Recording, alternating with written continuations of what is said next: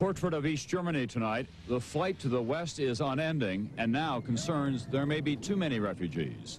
In this country, a spotlight investigation into abuses in the asbestos business. And a New York doctor who had an assembly line business for Medicaid patients. NBC Nightly News with Tom Brokaw. Good evening. Nothing the communist leaders of East Germany can do or say will stop the freedom movement in their country. Tonight again, more than 500,000 East Germans in the streets of a half-dozen cities demanding change. A historic time. NBC's Mike Betcher. The night was cold and wet, but East Germans spoke out again by the hundreds of thousands. In Leipzig, they were not pacified by the communist leadership's offer to allow 30 days travel to the west each year. They issued a two-word response: leaders resign. The answer was the same in Dresden and Halle and in most every other major city in East Germany. In East Berlin, government opponents have gained new confidence after Saturday's anti-government march attended by 500,000 people. Not half measures is demanded now. Any citizen has the right to travel to any land for as long as he wants, complained one speaker. The audience openly agreed. What would have been a giant concession 1 month ago appears as a small one now. These people want more than permission to travel 30 days abroad. They want to be able to decide for themselves how long they can travel in the West. The party's television station broadcast interviews with people in the street who said the government offer wasn't enough. It's the biggest piece of junk I've ever heard, said one woman. If they're going to let us travel, it's 365 days a year or nothing. East German leader Egon in office less than 3 weeks is lagging far behind his people's demands. Egon is not the Mikhail Gorbachev of East Germany. He's more like the Konstantin Chernenko of East Germany, a transitional leader driving the Communist Party of East Germany off a cliff. Again tonight, the people of East Germany snatched back the banner of reform, just as Egon Krenz thought he had captured it. Mike Betcher, NBC News, East Berlin. Meanwhile, the rush to the west continues. West German officials concerned their country will be overrun by refugees today urged East Germany to adopt free elections and other reforms that will keep East Germans home. NBC's Dennis Murphy tells us tonight that West Germany is like the host of a party that threatens to turn nasty. They just walked across like Americans visiting Canada. No drawn guns, no snarling dogs, no dash for the border. Thousands of East Germans quietly abandoning their country.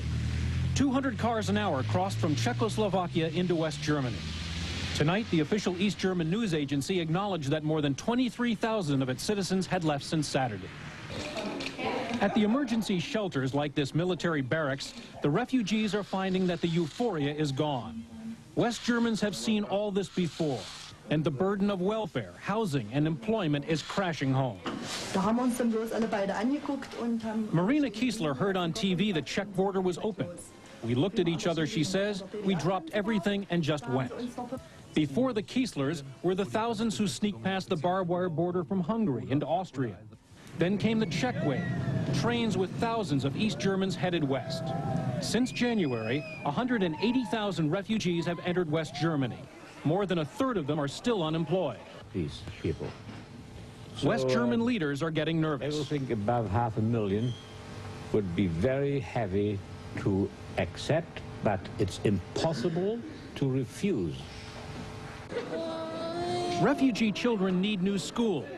The families need an estimated $5 billion of new housing stock. It is as though the Berlin Wall ceased to exist. It's an open border, at least for now. There was a time when the reunification of the two Germanys sounded like a fuzzy debate for the next century. But tonight, like a sudden storm, the problems of a united Germany are already raging. Dennis Murphy, NBC News, Frankfurt. Other changes in East Europe tonight. Poland's Communist Party says that next year it will abandon its traditional Marxist-Leninist dogmas, become a Western-style socialist party. Similar changes were announced last month by the Communist Party of Hungary. In this hemisphere in Nicaragua, a change of attitude. The Contra said today that they will meet at the United Nations on Thursday and Friday with representatives of the Sandinista government. Those will be the first direct talks between the two sides in more than a year now. Also coming up here tonight on NBC Nightly News, the man in the middle of what could be a huge political scandal. National drive to reform what too often is a crime. College hazing that starts as fun and ends. Charles Keating is at the center of a scandal involving the $2 billion collapse of Lincoln's Savings and Loan in California today. Keating won a 2-week delay of his appearance before the House Banking Committee. When that hearing into fraud does begin, some of the biggest reputations in Washington may be on the line. More now from NBC's Andrea Mitchell. Former Lincoln Savings and Loan operator Charles Keating had so much clout that 5 U.S. senators tried to get federal regulators off his back. All of them had received contributions from Keating or his associates.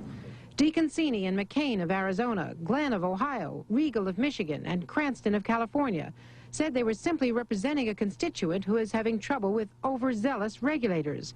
At recent hearings, regulators said they had never experienced anything like their summons to Capitol Hill in April of 1987. I think that this meeting is an example of some extraordinary political influence, the likes of which I'd never seen in my career.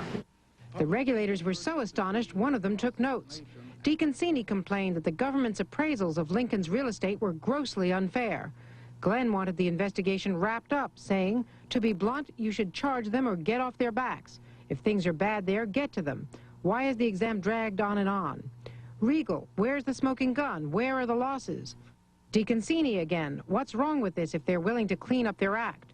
Bank examiner Michael Patriarca, you can ask any banker you know about these practices. They violate the law and regulations and common sense. Another regulator, this is a ticking time bomb. And Glenn did say, I'm not trying to get anyone off. If there's wrongdoing, I'm on your side. Finally, the bank examiner revealed to the senators that the Justice Department had been asked to open a criminal investigation into Keating and his S&L. At that point, most of the senators began backing off. DeConcini has told the Senate Ethics Committee the senators were doing nothing more than official duties.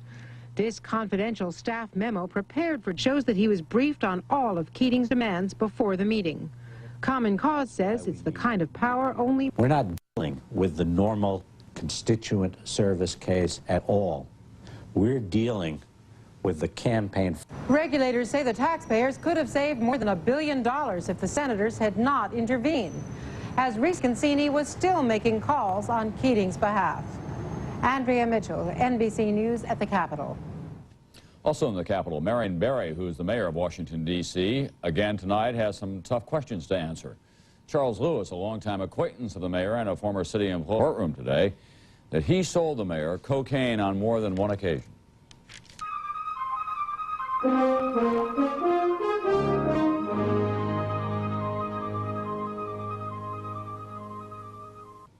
Tonight on Spotlight, our nightly news series of investigative reports, the asbestos rackets. Asbestos fibers in the air are killers. That's why that asbestos be removed from public buildings. Ironically, those laws have also helped create a new kind of scam that is endangering the lives of workers. NBC's Brian Ross is here with more on all of that tonight. Brian? Tom, removing dangerous asbestos is now a billion-dollar business, but a 6-month investigation by NBC News has found this business can be a racket, exploiting illegal foreign workers who have come to America for a better life.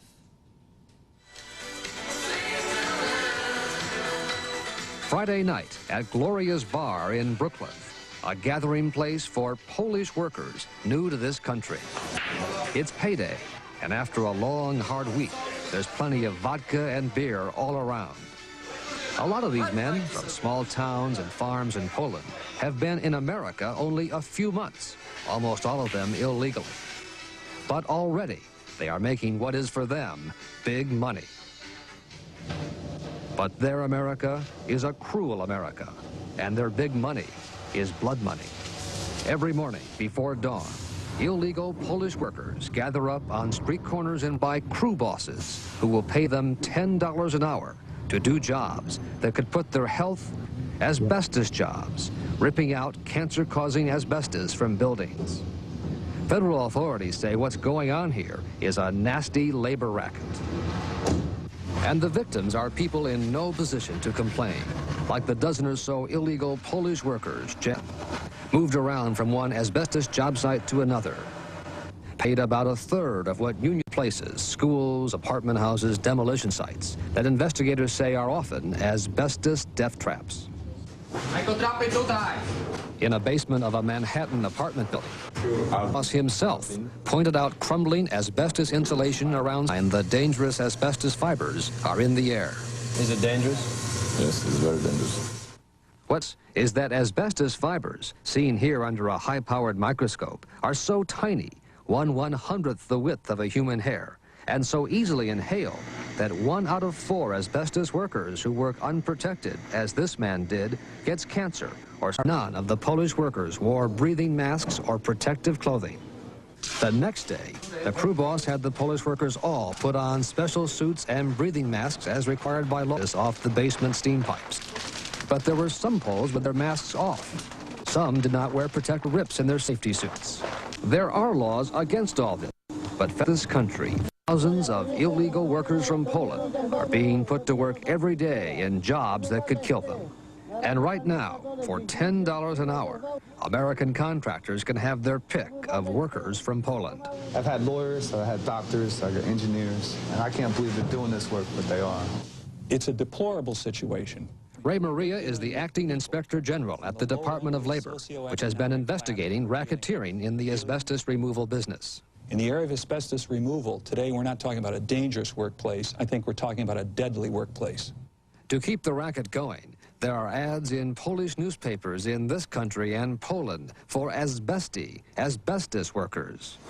And once here, the Poles are at the mercy of fly-by-night labor brokers and crew bosses who arrange phony asbestos work licenses and send them into the worst kind of work conditions. I have 221 Polish people.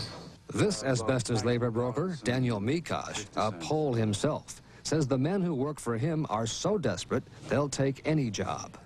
Does it make you sad that some of your countrymen are doing this just because they're so desperate for money? Yes, partly yes, but it's reality.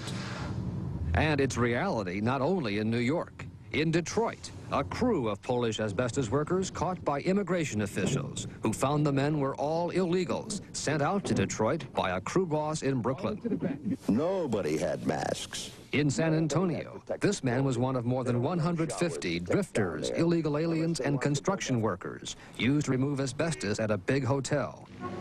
And in San Francisco, the Tenderloin District, the Skid Row here, alcoholics and the homeless were taken off the streets and put into asbestos jobs by a big construction company. So we were standing on the corner drinking, and he pulled up in the truck and asked us if we want to work. Did he tell you it was asbestos? Not until after we got in the truck. And how much did he tell you he was going to pay you? $10 an hour. And you said that's pretty good money for... Oh, yeah. When you're homeless, damn good.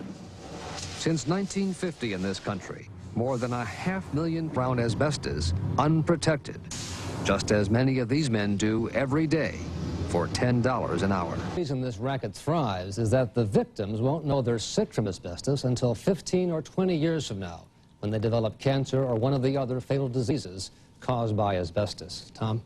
Brian, what about the danger to the general public as a result of this situation, or is it confined only to the workers? No, often the workers are not well trained and they do a poor job of removing the asbestos. And once the asbestos is removed, it's often dumped illegally and dangerously. And we'll have more on that tomorrow night. All right, thanks very much, Brian Ross. The U.S. Supreme Court today cleared the way for the last legal obstacle to a settlement of that claim against the A.H. Robbins Drug Company. Those claims, you'll remember, are for injuries caused by the Dalkin Shield birth control device. Under the settlement, almost 100,000 women in this country will share more than $2 billion altogether. The lawyer for the USS Iowa sailor Kendall Truitt says an insurance company now has agreed to pay him $100,000 as the beneficiary of a policy on the life of former crewmate Clayton Hartwig. Navy investigators say Hartwig probably caused the Iowa gun turret explosion that killed him and 46 other sailors.